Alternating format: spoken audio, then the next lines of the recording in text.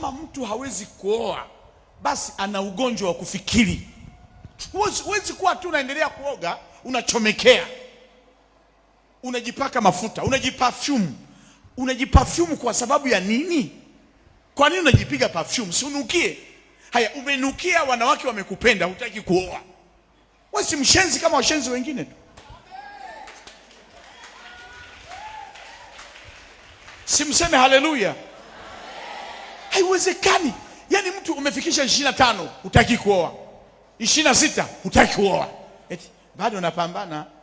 Unapambana wapi? Mtakula hicho oa.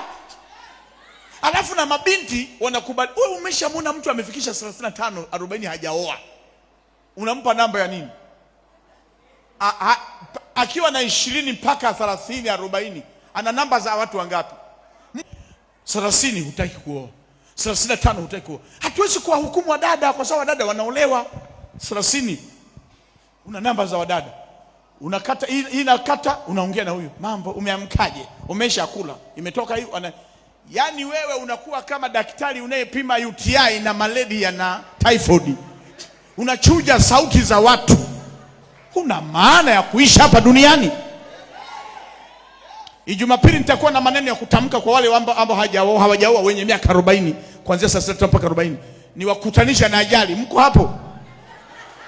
Niwasamehe au nishusha hicho kitu? Siwezi kushusha.